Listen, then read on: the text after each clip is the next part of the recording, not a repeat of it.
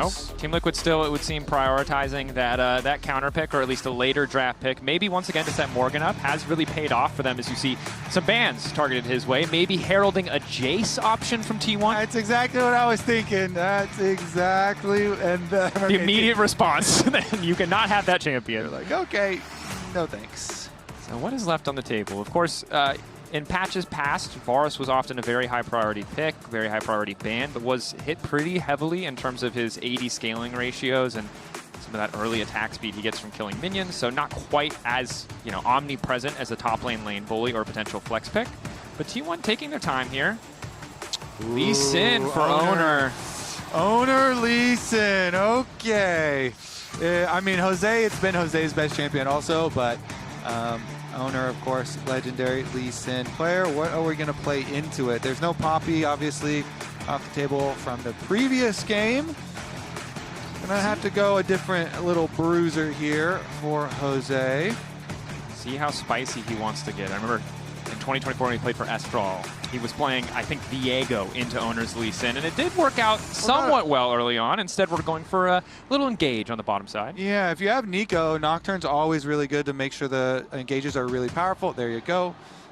Instantly can get that pairing. You turn out the lights, get the Neeko exactly where she wants to go.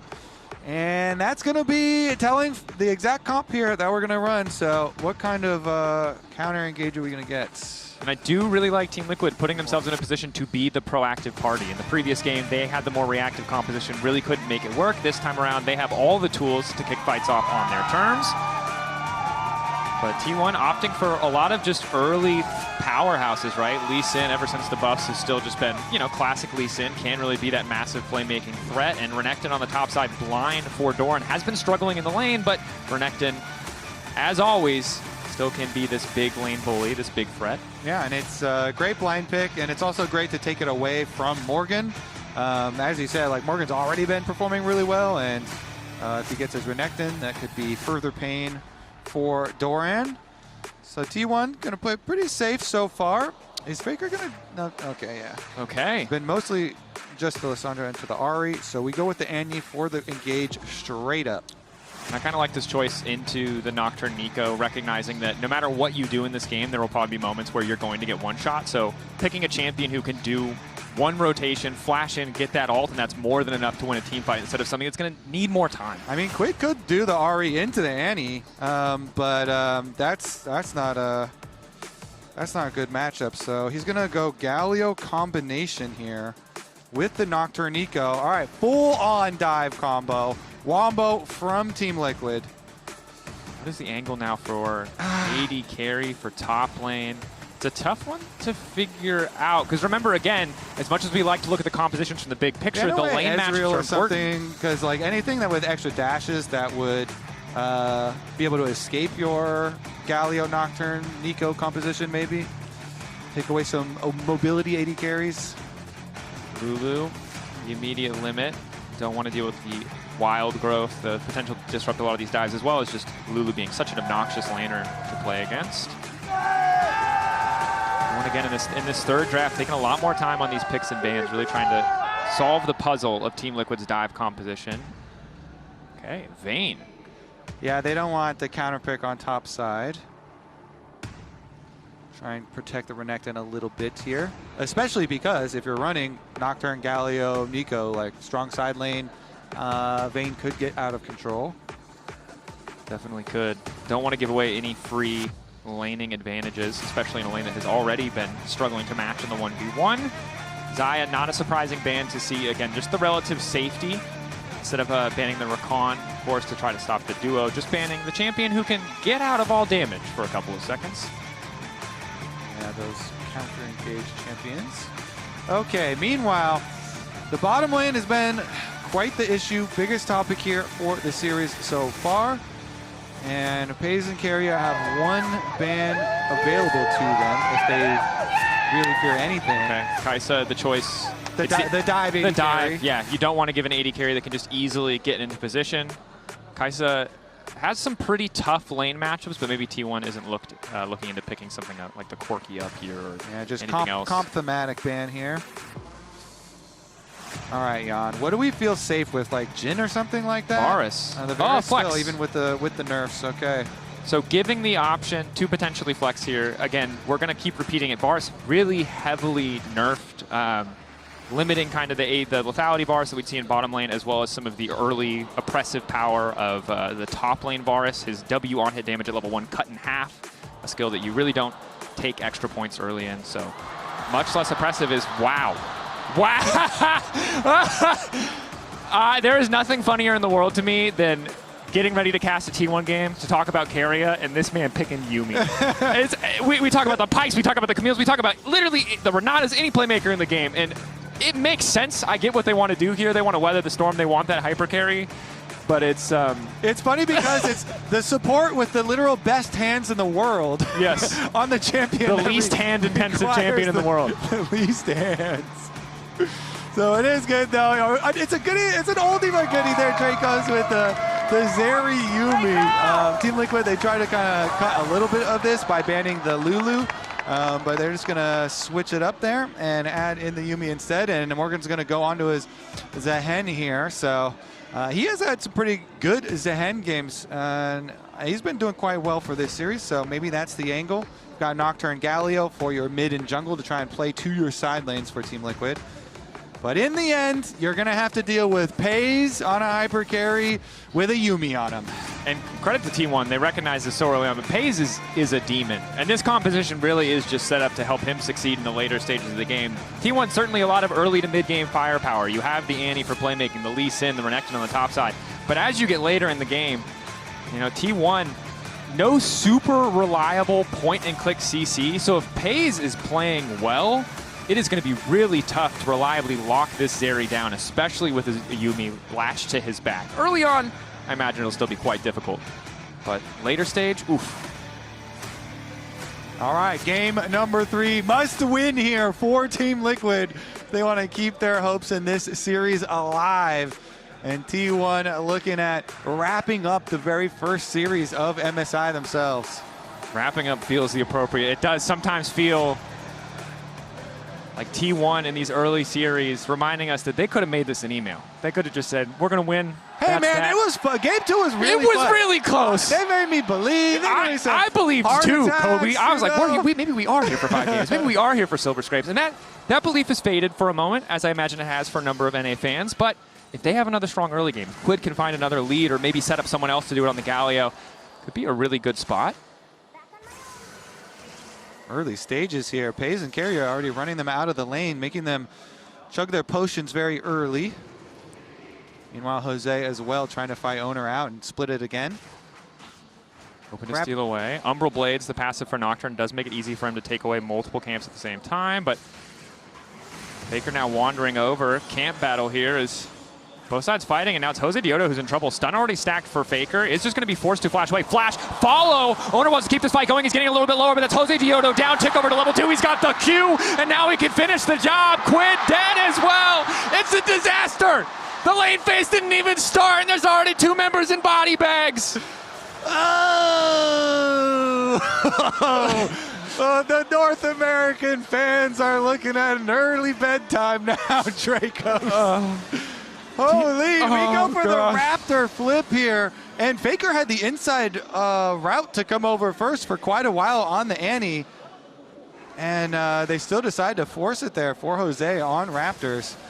Oner's like, yoink, thank you very much. And Faker, you can see him up there on the Annie. He's casting spells up at those minions up there. And you see he's at 3 stacks now. He stacks it up. Now he gets his 4th stack off of that one. Flashes forward. My 4th is ready. Boom. Into the Q combo. During the stun. Finish it out. They get the 2nd kill as well for the chase. Oner ticking over to level 2 to get the Q, to get that Sonic Wave resonating strike. Yeah.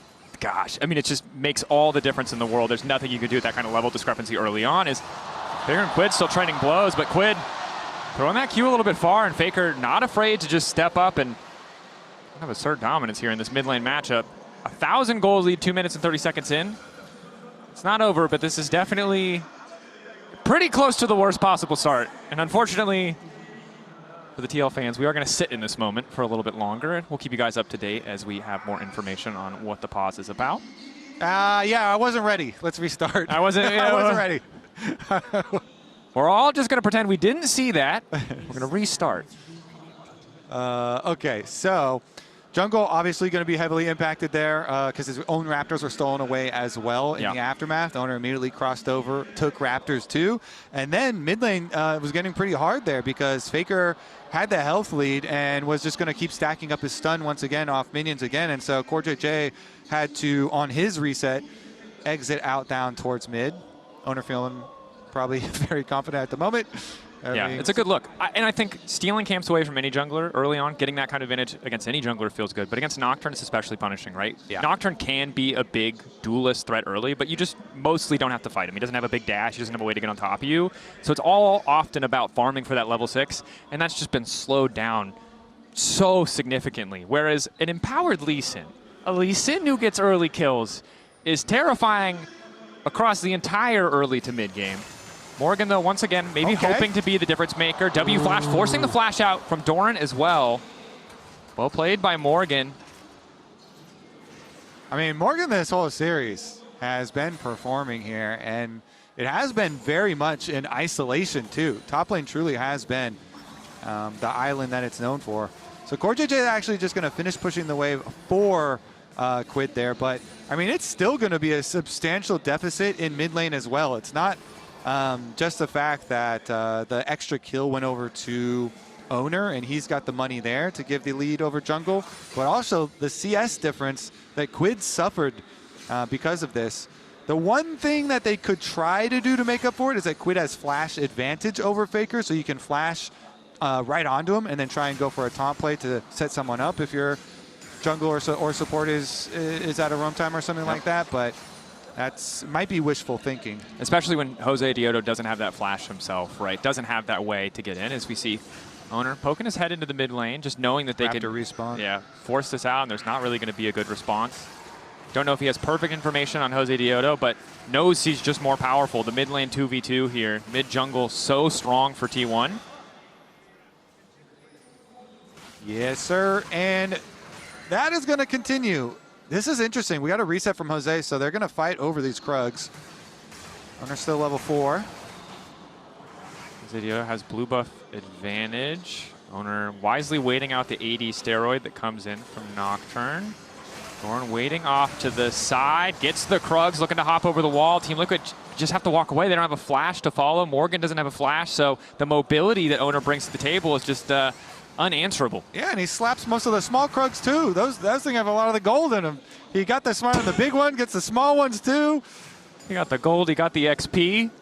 And he certainly has the Lee Sin record. 61-22? Yeah. Okay, all right. Okay. I mean, what does Jose got? Let's see. He's going to run through mid. Oh, man, it's so painful, dude. Out of the wave. Do it. Out of the wave. Okay. No. He had no camps to do. Oner's taking everything from him. Took his Lee Sin from him. And took his life from him. And you can see, like, Jungler just walked by. Josedeodo just walked by, and Faker is just walking to QUID's face because he doesn't have to care. Nocturne pre-6 at a deficit just isn't a threat to him when there's this big of a health discrepancy. I feel like we used everything in the previous game.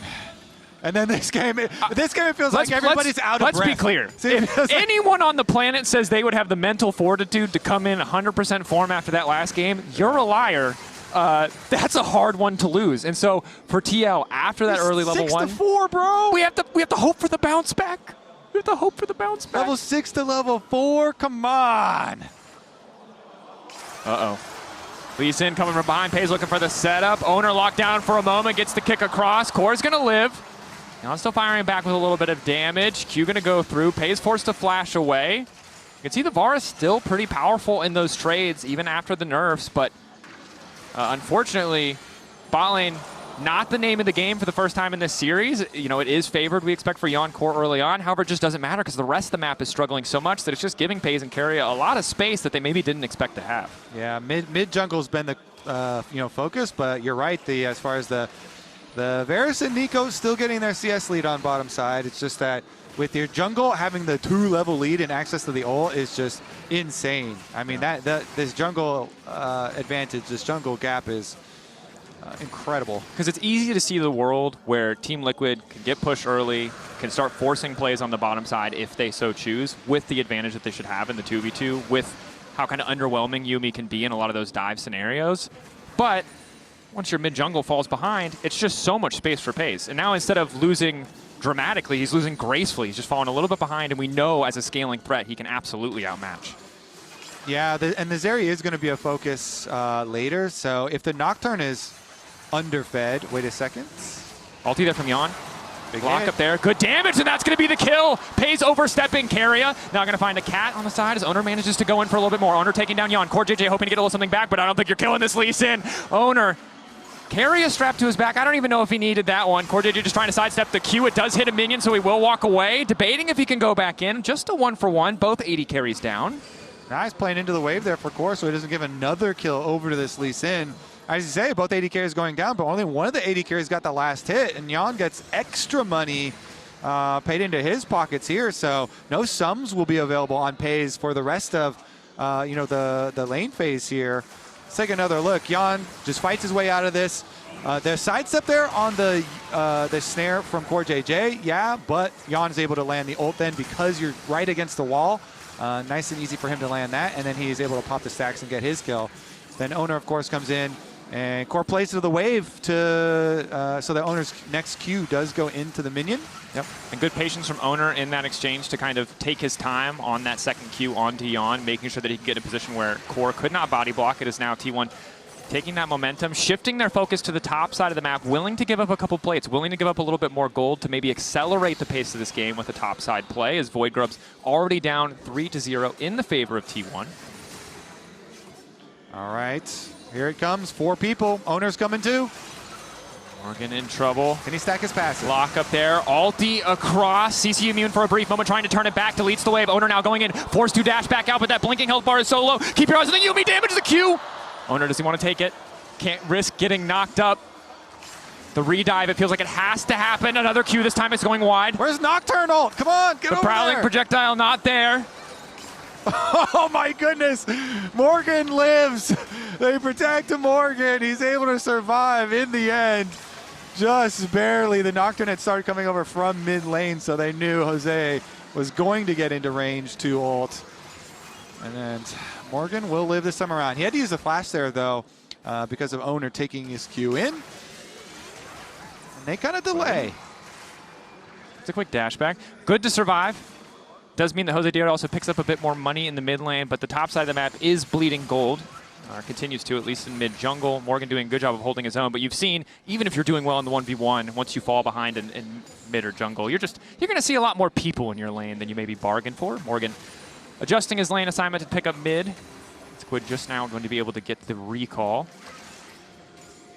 Yeah, we'll see too, because bottom lane, they swapped over Doran there into the 1v1 versus Yeon, and Yeon's about to have both summoner spells plus a Neeko. Maybe CoreJJ can make some sort of sneaky Neeko play on returning to lane. They do have a lot of vision down on the bottom side, so Doran's got to be very careful here with no ult for himself.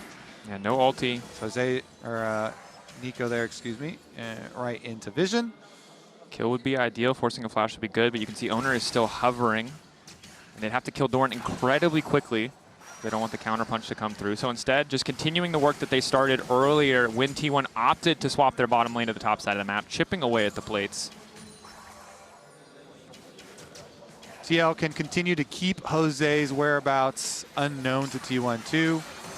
Always threatening, where is this Nocturne going to be? So under tower, Doran's just going to try and survive here, weather the storm, weather the onslaught. The Varus Neeko still, even with the nerfs, dealing a decent amount of damage and getting that tower so low that the first tower bonus within reach for Team Liquid, if they can make one solid play for themselves on the bottom half of the map.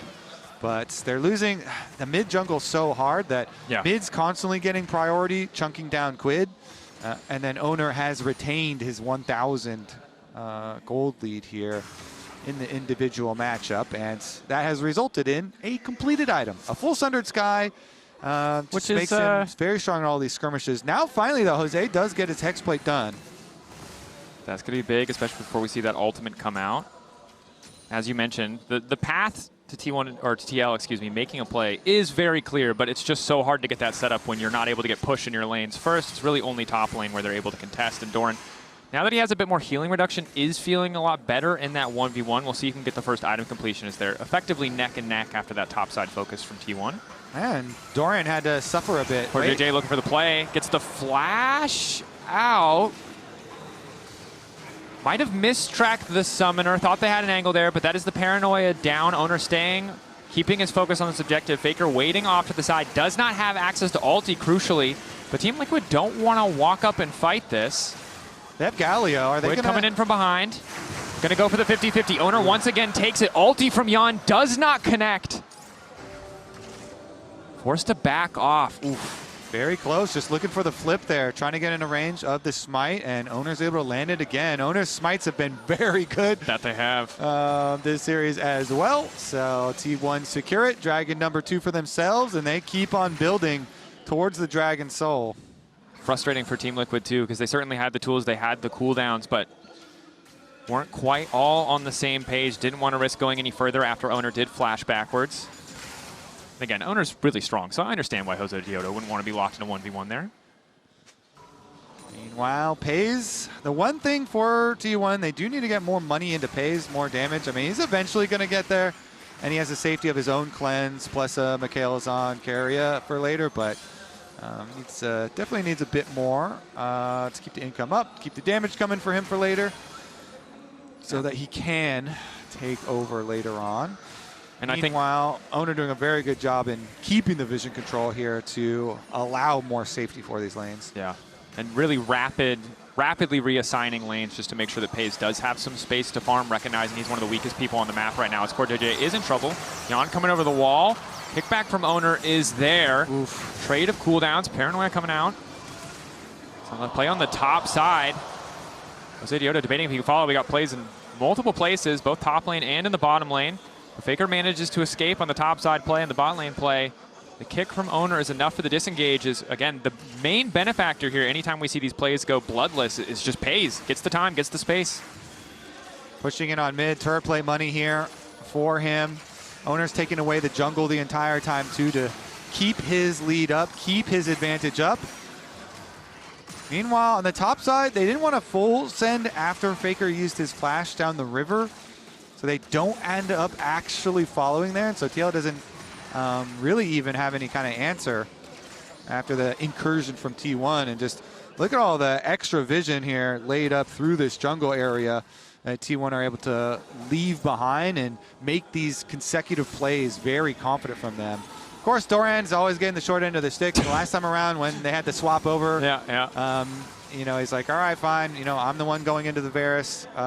Whatever. Whatever. I'll take a little bit of a hit. Tower's going to take a little bit of a hit, and it is first tower bonus. So that's, you know, a little extra something there for TL to try and get them back into fighting shape. And you do get the Trinity Force also completed from Morgan on his Zaahen. See if he can be a factor in the team fight. Yeah. Extra levels too. Just Morgan going to be a bigger threat. A lot of those early cooldowns just super long for the Zaahen. But T1, we expect with the Herald, going to break down a few more structures. Might not even need it for mid lane. Looks like just half a plate remaining there. It's a TP to the bottom lane. TL determined to make a play on to Doran. Morgan dashing in, has that extra shield. Ulti comes out from Doran. Immediate stun on to QUID as the taunt is there. And meanwhile, in the mid lane, they're trying to make another play at the same time. Peyz living for an extra second here. Josedeodo continuing to walk up, hoping to get that shot down on Oner, but they can't quite finish the kill. Doran also surviving in the bottom lane. Why is nobody dead? So many cooldowns. TL just don't have quite enough damage to finish off either play. And Faker had been pushing up to the side lane on top side, so he got all the way to the tower. But that timing window was a great window of opportunity for Team Liquid, and they're unable to actually make it count. So close.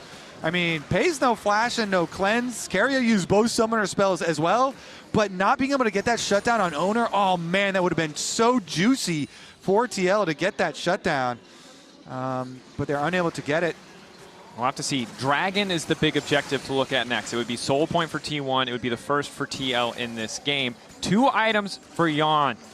Is the center of attention this time around. He's been struggling. This is certainly a chance for redemption in these fights because he has the damage to bring it home to find the edge for TL, but he needs to make sure the rest of his team is ready to fight alongside him. We can't have more of these issues where they're not quite able to finish a kill or the cooldowns aren't quite in sync.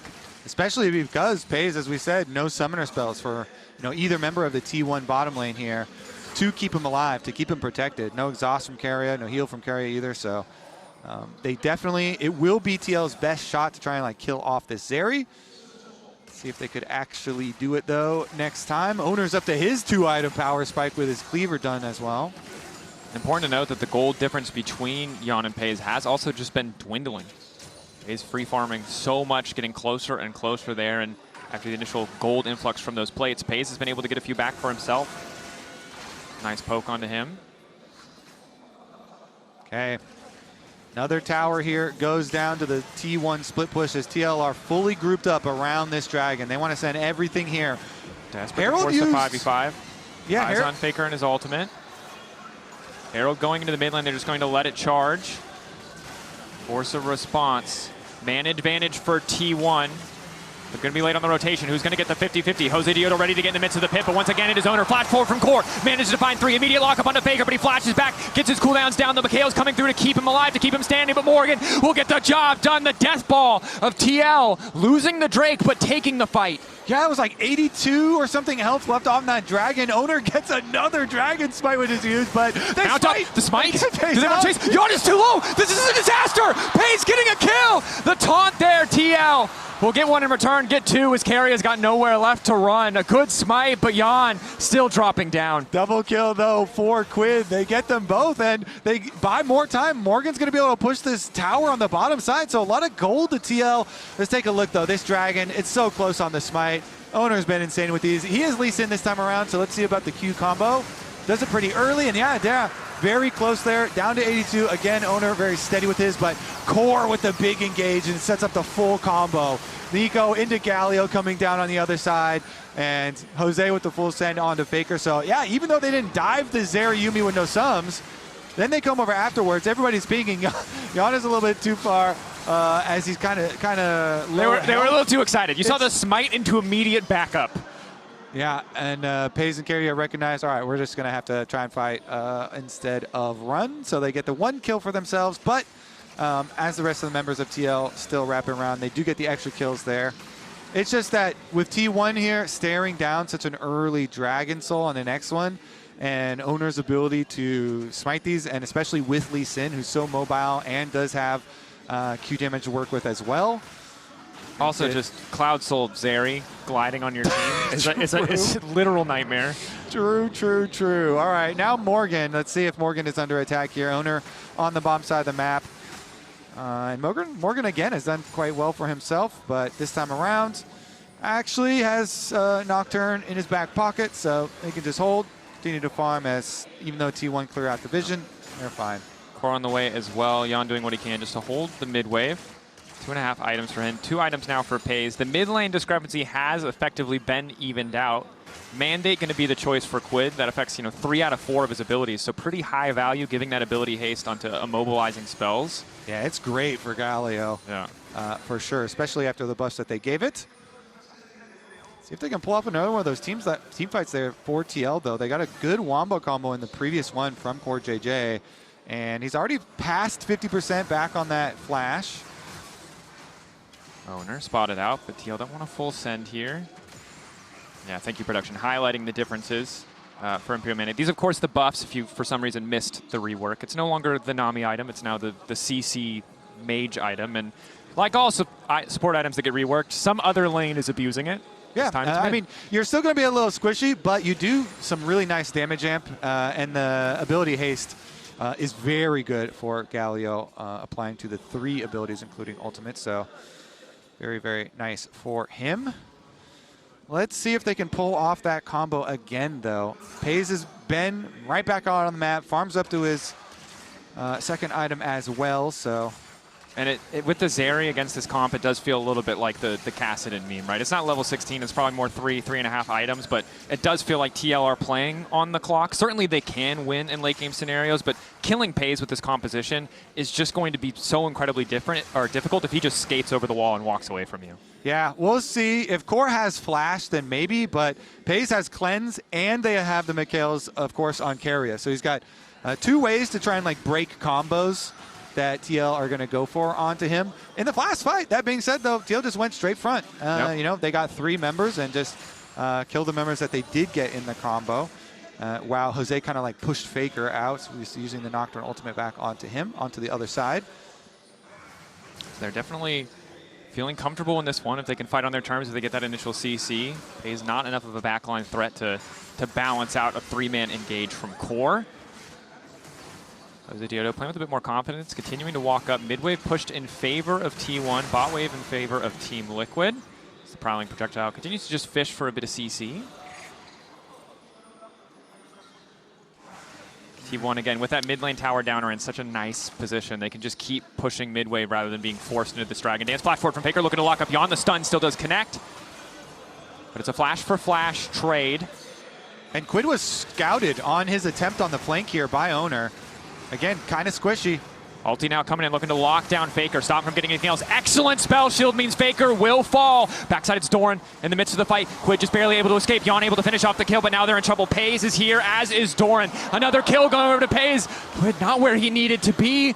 It's a bit of a mess. There's a double kill, and they're looking to make it 3. Yeon really nowhere to go. Has to hold his own. Red buff there. Lots of damage, but Peyz with Keria on his back is too damn strong. A triple for the Zeri. Uh-oh! It's a triple for Peyz and a Dragon Soul.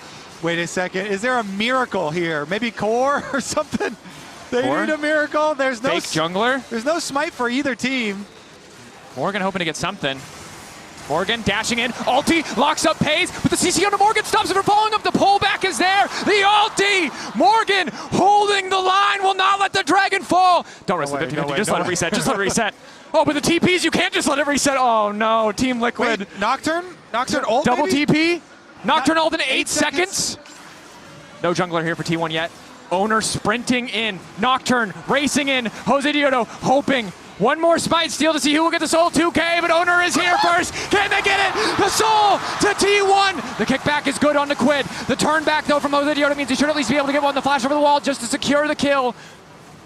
They've locked down Keria. The CC is there. QUID now in trouble. Bear in the midst of the entire team, but Yeon has finally arrived. Q damage is good, but the Bear just causing a little bit too much havoc. Team Liquid forced to retreat. They got some kills, but it's the soul to T1. Oh, the scramble, and they get another one, Drakos. The Dragons all going the way of T1. Woo! What a scramble in the fight, though. Really making her blood pump in that one. Everybody coming back on the respawns. Morgan has just been trying his heart out this whole series. He's holding on for dear life here in the MasterCard priceless moment of the game. You can see the scramble starts so nice for the side of TL. Yeah, Core goes in for the combo onto Peyz, and that allows Morgan to close the distance. Then it's the waiting game and the delay. Both teams trying to buy time for their junglers to get here. We're watching the Olympic 100-meter dash from the junglers right now, just trying to get there as quick as they can. And you're going to see wards here. So it's wards for TL that see Oner's approach. And so they know where his position is, trying to get there. An Oner looks over, into the control ward, onto the dragon. Just barely, Jose is in range. Boom, and he's able to get it again. This man's smites are too good. He needs to tone it down a little bit. Come on, you can't secure every single 50 base. It's not a 50-50 anymore, I feel like. Nope, it's 100% Oner. Well, two things have come together at a pretty terrible time for TL, which are the T1 have soul, and Zeri now has 3 items. So she's going to be fast. She's going to be zooming. But if Peyz gets pulled like that again, though, it'd be a different case. He's still a low health bars. There's a mystery raptor there. Yeah, doesn't show on the mini-map at least, but if you look over there, they have a ward by it. Yep. Doran's looking for that Somek. Looking for that chicken. Doran sniffs it out. At least now he's around the rest of the raptor pit, the spawning point. I like this. I like that we've just decided to spend the next 2 minutes of this game following Core as a Raptor. Best part of Neeko, for sure. For sure. Now he's turned back into Yeon. Less exciting, but T1 debating if they can start the Baron. Certainly have the damage, but need to be careful. The collapse from TL is still lethal. Yeah, honestly, I mean, T1, though, they're fine to just keep more income onto Peyz. You know, they're not the ones that have a lot of the pressure on them to make something happen here. Morgan, I would say, still keep on focusing on him. You know, 2-item power spike here. He's actually well past it. Another component with the Caulfield's Warhammer coming in, too. And him getting the kill onto Peyz as well. So much money in the Zaahen. He's really going to have to put that Zaahen to the test. See if they can make a longer team fight. See if they can get him some uptime and actually close the distance onto the Zeri. Again, Zeri with both sums and with the Yuumi with Mikhail's in both sums. Yeah, 2 items. It just seems like, man, Echo's even though you have go. dive and you have so much combo, seems like it might be hard to keep it and make it stick. But they're going to collapse around mid, maybe. Core's wrapped around again. If they can find Peyz isolated, it's a lot, of an easier decision. Worth it just to fight for those summoners, but T1 in classic T1 fashion, just going to start the Baron, kind of force Team Liquid into a position where they have to make a play, or simply just lose the objective. They have 3 blue trinkets for TL's side, so I'm not worried about this Baron getting taken away without a contest. Test might be there. 8K getting lower. Oner shredding it, as is Peyz. Off to the side, Faker's going to drop the ulti. Baron clearly the objective here for the side of T1. 5K. Full faith in the 50-50s. Josedeodo, I don't think he has information. I don't think he can see anything. Oner holding on, debating. Do they want to kick the fight off? That's the ulti. They're going to opt for the retreat here. Ulti in the backside from Josedeodo. Paranoia utilized, getting the flash out. Peyz coming over the wall, wants to turn it now, and he is damn fast. He's just running Josedeodo down. Oner, kick flash across the team. Yeon immediately deleted, and Peyz is about to kill everybody. And it's a quadra for Peyz. T1 are going to wipe TL off the map. That was the blink of an eye. We went from this Zeri's not a problem, this Zeri's not a problem, this Zeri is the problem. T1, Oner with an excellent engage, a confident turn to deny Jose's engage, and T1 barreling down the mid lane, looking to make it a clean sweep versus TL. Yeah, T1, after they see all the ults used and the Varus ult going wide there through the river, they turn it on, they chase him down, and T1 gonna clean it up 3-0. That they are. Oner and Faker in the early stages of the game, setting up for Peyz to dominate in that one final fight. He's not done. He wants a few more kills to close this one out. Peyz playing with fire, but he is unconcerned. They will finally kill him. But it's too little. It's too late. T1 winning the first series of MSI 2026. Play-ins favorites, delivering on that expectation. Team Liquid in, the first 7 minutes of the first game, pretty good plan for themselves. Then the second game, the first maybe even 20 minutes. Yeah. And got themselves in a good position, but just never quite enough here versus T1. Outplays in some team fights, outplays in some skirmishes. And then game number 3, starting out with the faithful Raptors, Drakos. Wow, did not look great in those final moments, but credit to T1. Let's send it over to our analysts to break that one down further. Thank you very much.